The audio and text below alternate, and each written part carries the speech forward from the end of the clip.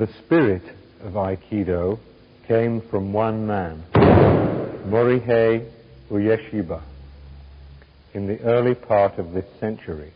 The basis of Aikido technique can be traced back over 7 centuries.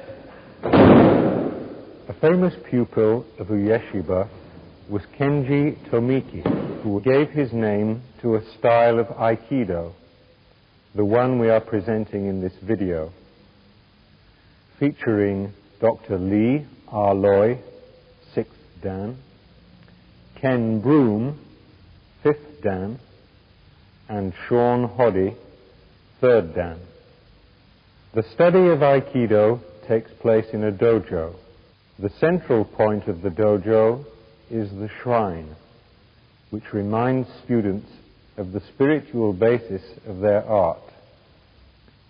Here are often displayed photographs of eminent teachers, examples of calligraphy, and perhaps artifacts connected with the Shinto religion of Japan, or with Buddhism. Before training begins, the class bows to the teacher, sensei, and bows again at the end, using the sitting or kneeling bow, zare. All training sessions begin with some kind of warming up exercises, which are demonstrated here.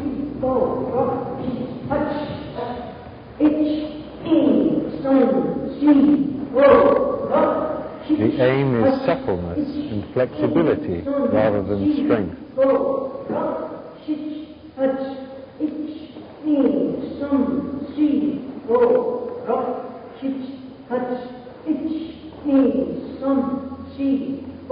Aikido teachers may vary in their choice of exercise, and here we show ones chosen by Dr. Lee R-Loi.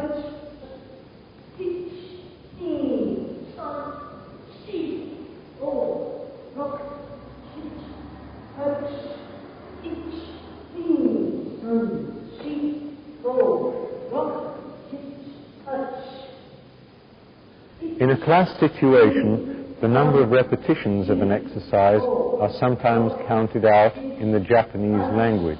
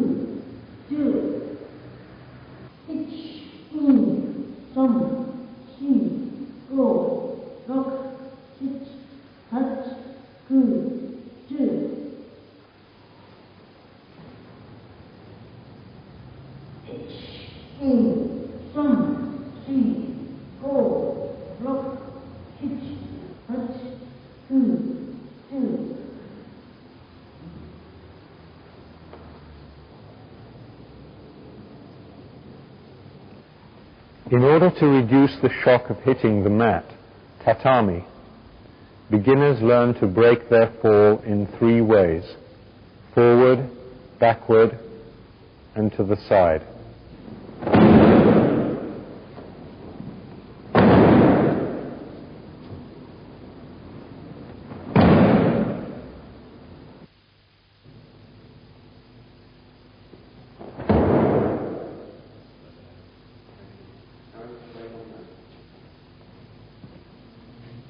This is an important part of training. gives students confidence, reduces the fear of falling, and enables the aikidōka, students of Aikido, to take dozens of falls without any apparent ill effects. Break falls, or ukemi, means to receive through the body, begin as close to the ground as possible. From crouching, for instance, to standing, and then to falling with the help of a partner.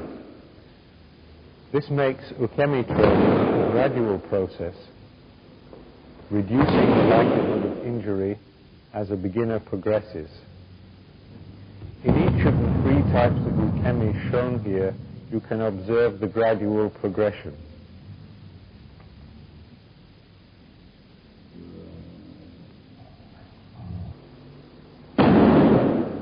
With time, a student learns to give himself or herself to the ukemi and to stop resisting it.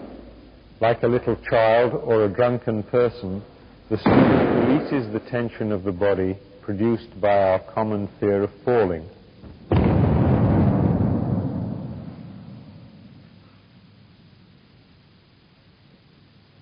Important points to notice are the tucking in of the chin to prevent the head striking the tatami, and on the side and backward break falls, the sharp slap given to the tatami.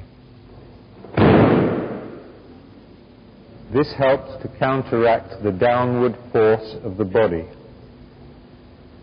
Aikido break falls are similar to the ones taught in judo and jujutsu.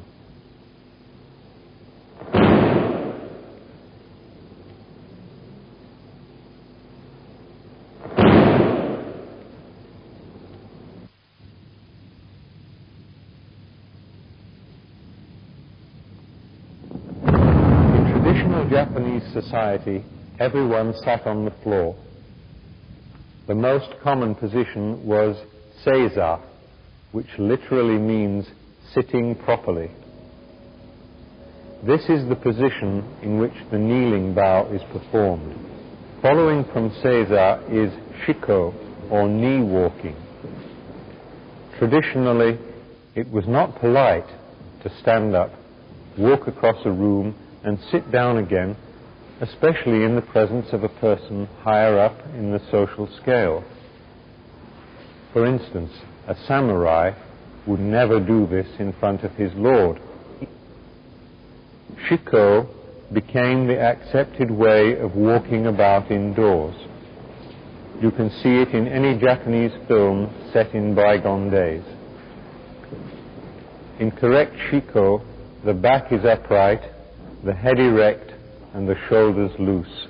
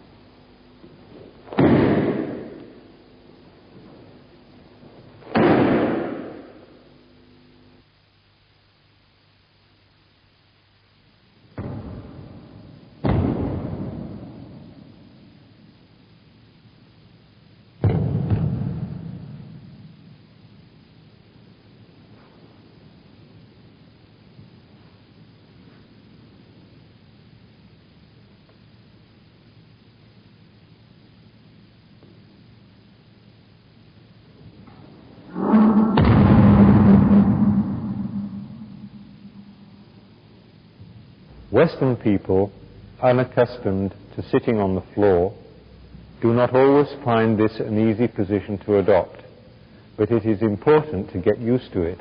as some of the more advanced Aikido techniques begin from the Seiza position.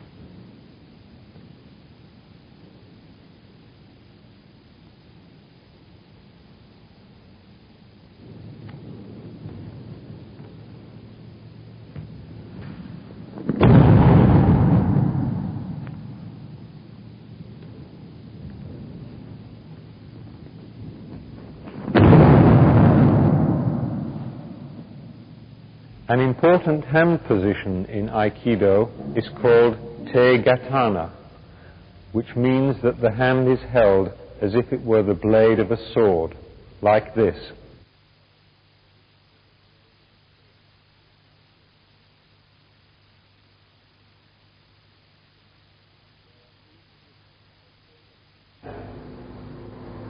There are three positions for te-gatana: high, middle, and low. From these basic positions, the hand can sweep in various directions to carry out a technique.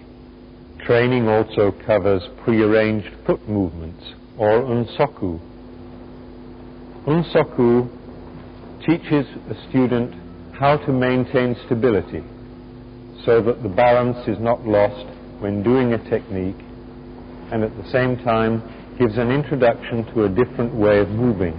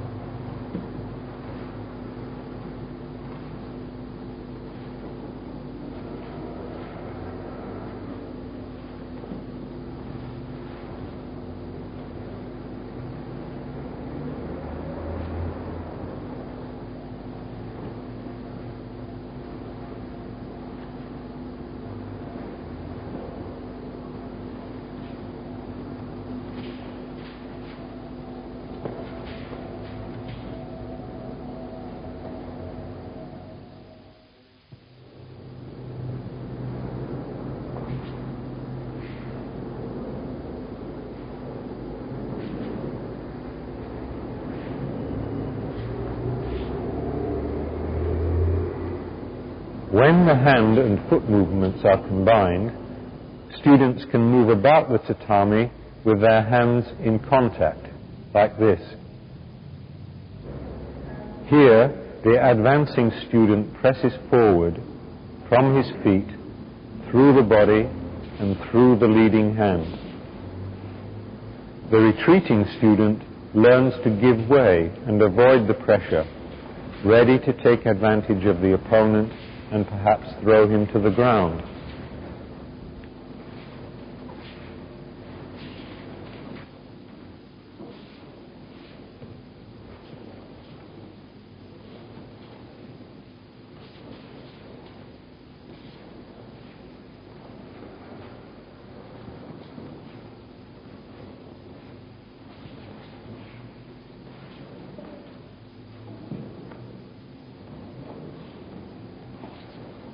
This exercise is done in the Te Gatana hand position, and a similar exercise is done in the palm-to-palm position.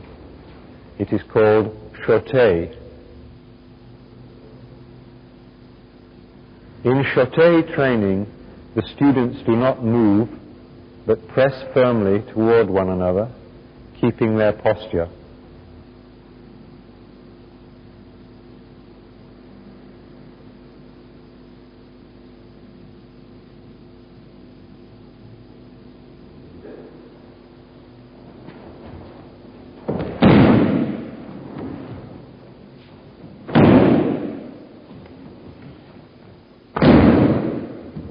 Beginners are able to do breakfalls well and can move about the mat freely in the way they have been taught.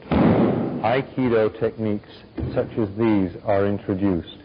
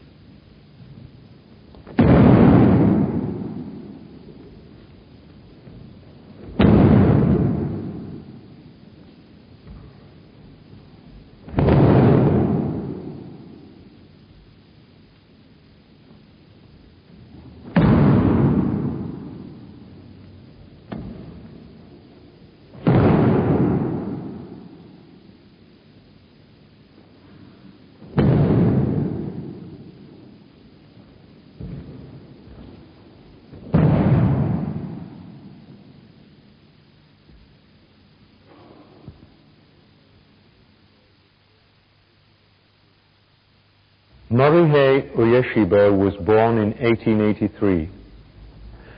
Like a number of other famous martial artists, he was weak and frail as a child. His father encouraged him to take part in sports such as sumo, swimming and running. This developed into a Spartan way of life, and the boy dreamed of becoming the strongest man in the world. Schools of martial arts abounded in Japan at that time.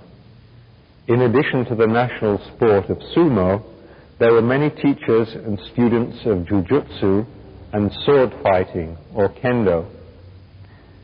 It was to such people that Ueshiba was attracted. Aikido did not exist, but its forerunner, aikijutsu, could trace its history back through several centuries. Ueshiba eventually focused his training on the Daito Ryu school of aikijutsu under the 7th generation master, Sokaku Takeda. Ueshiba was also a profoundly religious man and studied deeply the teachings of Buddhism and Shinto. He underwent a profound religious experience and, according to his followers, developed powers bordering on the supernatural. He welded his dedication to martial arts and religion into a new system, to which he later gave the name Aikido. His was not a system of learning how to fight, but of how to understand oneself, other people, and the world in which we live through martial arts training.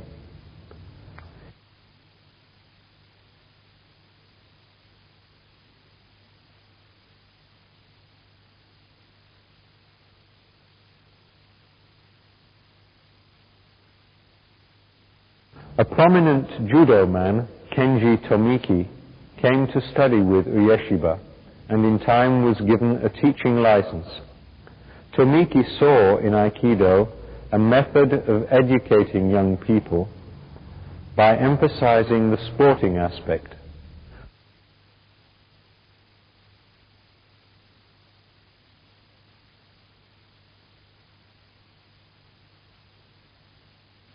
When Ueshiba died in 1969, his son Kishomaru carried on the tradition.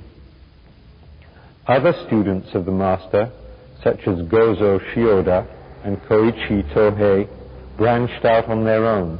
It would be more in keeping with the spirit of Aikido to say that each of these men developed a special attitude or approach to the art, rather than founded his own school, since the fundamental aim of Aikido is harmony and not division.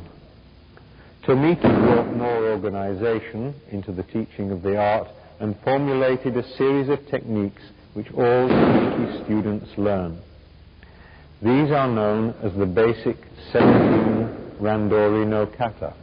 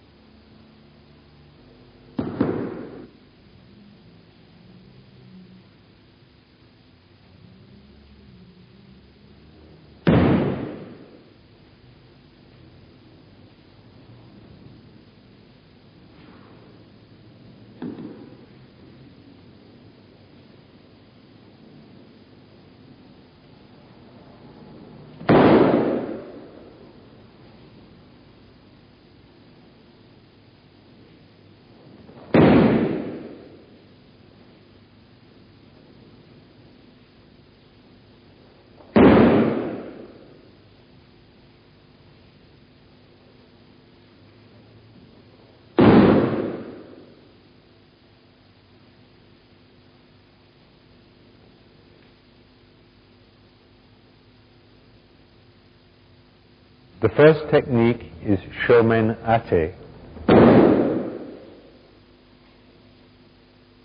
The second technique is Aigamai Ate. Notice that Uke does not resist. The third technique is Gyaku Gamai Ate. The fourth technique, Gedan Ate.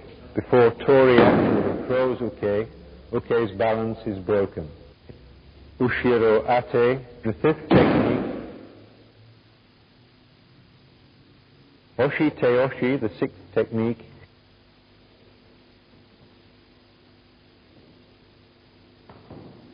In the seventh technique, Ude Gaishi, a more complicated arm lock is used. Hiki Teoshi, The 8th technique brings uke forwards for the first time. The 9th technique, ude garami, gives uke the opportunity to practice the forward breakfall. Uke does not fall to the ground with wake gatami, the 10th technique. In the 11th technique, kote hineri, Tori steps forward to raise uke's arm and begin to apply the lock. The 12th technique, kote gaish, is one of the most painful aikido locks or twisting techniques. When the hand is seized in this way, all the pressure is exerted on the wrist, so a great deal of care has to be exercised.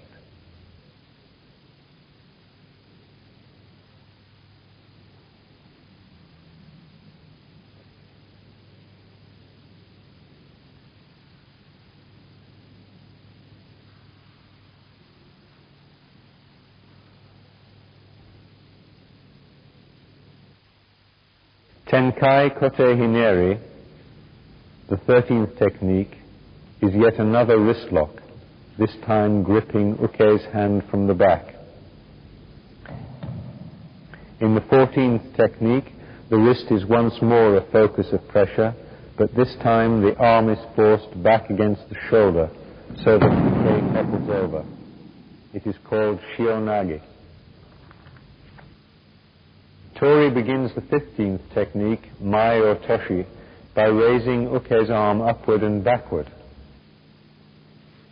Sume otoshi, or sumi otoshi, is a very powerful technique, something similar to this 16th technique of randori no kata, used to be seen quite often in films, such as Bad Day at Black Rock. The final technique of randori no kata, hiki otoshi, uses a twisting action combined with a strong pull.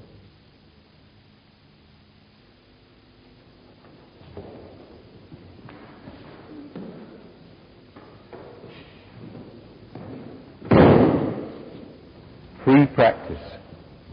In this sequence, Ken Broom and Sean Hoddy show the type of free practice which will be found in many Aikido dojo. This is part of the system and gives students and teachers alike the opportunity to try out their techniques. It is not a fight or competition. One person takes on the role of uke, the attacker, and then the role of tori, the defender and counter-attacker.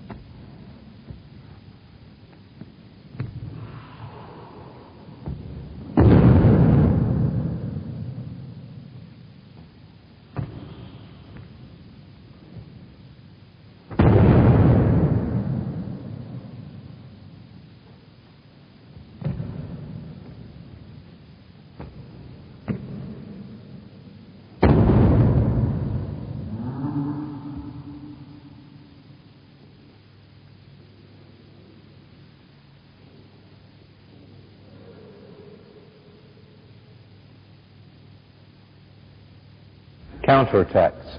In all martial arts systems of training, every attack has a defense and a counterattack, and that counterattack in its turn has a defense and counterattack. Here we show some of them. Counters to the basic 17 techniques of randori no kata.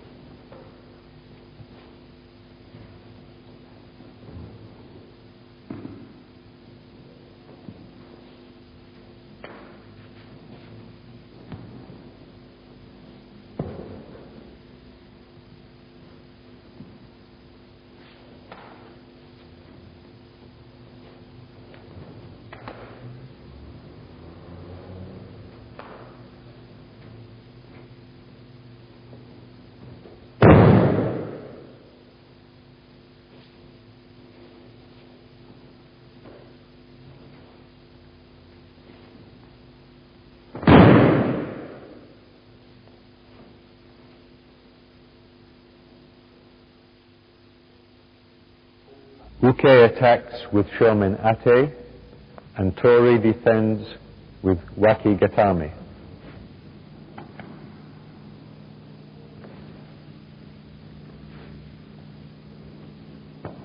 Uke attacks with aigamai ate, and Tori counters with oshi teoshi.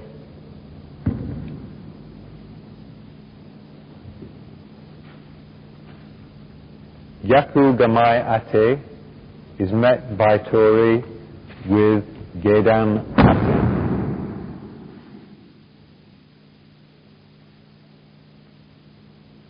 When Uke tries gedan ate to attack her, Tori uses aigamai ate to counter.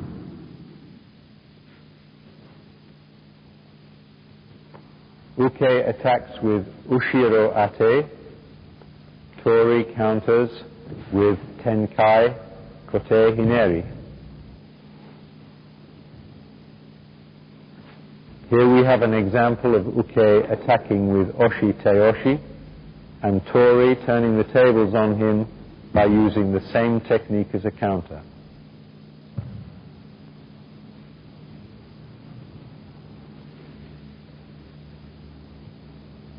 To an attack of hiki teoshi, Tori replies with tenkai kote hineri.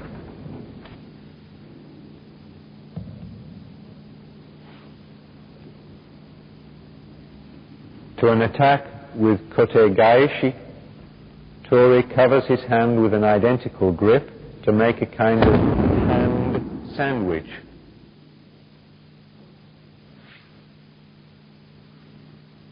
Uke attacks with tenkai kote hineri, but before he can succeed, Tori reaches under his arms and applies waki gatame technique. To Uke's shionage technique, Uke replies with shionage also.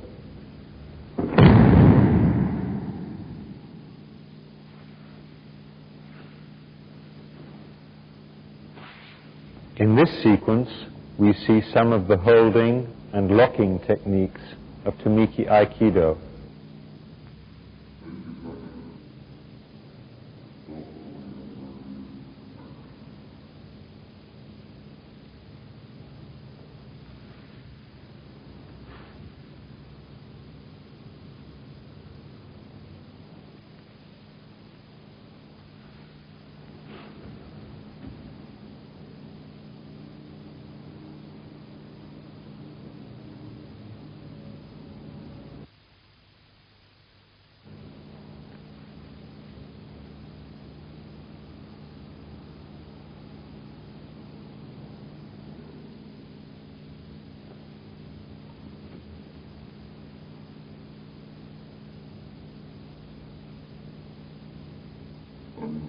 Advanced balance breaking techniques.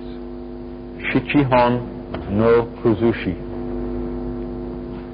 At the beginning of their training, students are unable to appreciate the difference which a slight change in balance can make. As we said earlier, the effectiveness of Aikido techniques does depend on a loss of balance by Uke. Either Uke loses his own balance by moving badly, or Tori must cause him to lose it. A technique can be applied by using sheer brute force, but this is more in keeping with the techniques of the earlier schools of Jujutsu, which in ideal circumstances Aikido students try to avoid. Here we see a demonstration of several balance-breaking techniques.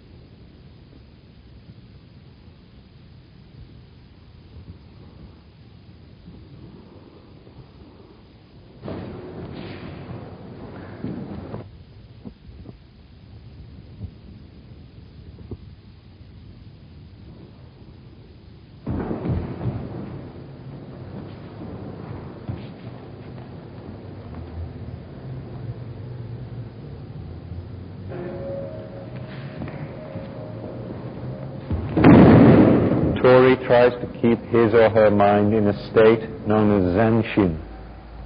This means that the mind is alert, undisturbed, like a still pool of water, which reflects an image of the moon. Professor Tomiki introduced competition into Aikido training. The most common form of competition is called tanto randori, competition with a knife. For safety's sake, a rubber knife is used or a simulated knife. Before students take part in a competition, they train at tanto randori no kata, prearranged forms of attacking and defending against a knife. The method of using the knife is restricted to a straight thrust. There are no slashing techniques and no concealed types of attack. In a competition, Uke attacks until he scores a hit on Tori or until Tori succeeds in countering his attack effectively. A competition would look something like this.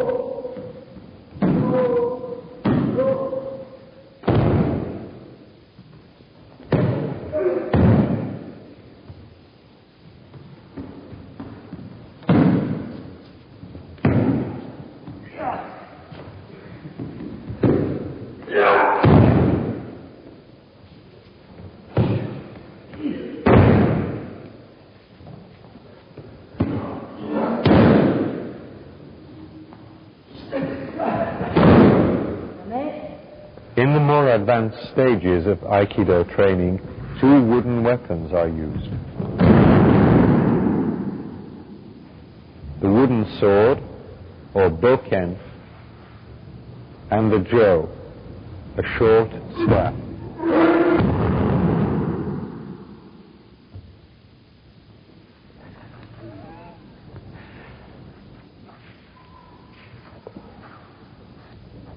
These will be part of our next Aikido video.